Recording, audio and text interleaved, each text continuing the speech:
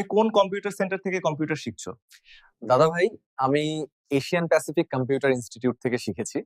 আচ্ছা, ওই প্রতিষ্ঠানের খবর তোমাকে কে দিল যে ওখান থেকে শিখতে হবে? ভালো। আমার একজন পরিচিত দাদা ভাই ওই প্রতিষ্ঠান থেকে পড়ে একটা কাজ পেয়েছে, তাই আমি ওখানে ভর্তি হয়েছি।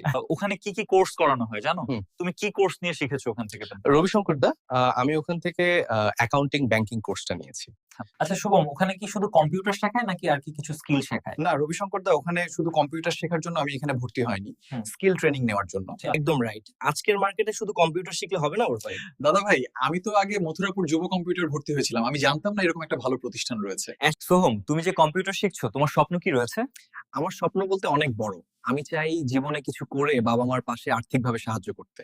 বাহ বাহ, এরকম স্বপ্ন প্রত্যেকটা ছেলে মেয়ে থাকা উচিত।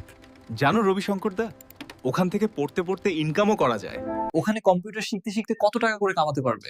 ওখানে কম্পিউটার শিখতে শিখতে 1500 আর 2000 টাকা ইনকাম করা যায় সপ্তাহে। তো শুভম, কম্পিউটারটা কোথা থেকে শেখা উচিত? আমি 100% বলবো কোনো ন্যাশনাল কম্পিউটার ইনস্টিটিউট থেকে থাকা উচিত।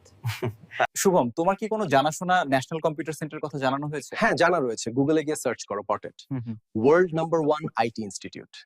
হ্যাঁ হ্যাঁ, আমি সার্চ করলাম, একদম প্রথমেই এসেছে অ্যাডভান্স প্রফেশনাল লার্নিং লিডারশিপ। প্রথমে যে ওয়েবসাইট আসবে স্তম্ভিতে আমি পড়াশোনা করছি। ঠিক আছে, তুমি তাহলে একটু যোগাযোগ করিয়ে দিও, আমার একজন ভাই মাধ্যমিক দিয়েছে এই বছর। দেখো দাদা, ওখানে প্রথমত তোমাকে মাধ্যমিকের ডকুমেন্টস এন্ট্রি করতে হবে। থ্যাংক ইউ শুভম, সাহায্য করার জন্য। না না দাদা, এটা তো আমার কর্তব্য। সঠিক জায়গা সবাই জানে না তো, ঠিক কোথা থেকে শেখাটা উচিত। আচ্ছা, তুমি কি জানো ওখানে কতজন পড়াশোনা করছে এখন প্রায়? অল ওভার ওয়ার্ল্ডে 52 লাখ স্টুডেন্ট পড়াশোনা করছে, আচ্ছা। 2000 প্লাস অফিসে করে। আজকের ভিডিওটা এই পর্যন্ত, পরের ভিডিওতে দেখা হবে। ততক্ষণ সুস্থ থাকো আর রবিশঙ্করদার চ্যানেলটাকে সাবস্ক্রাইব করতে ভুলো না।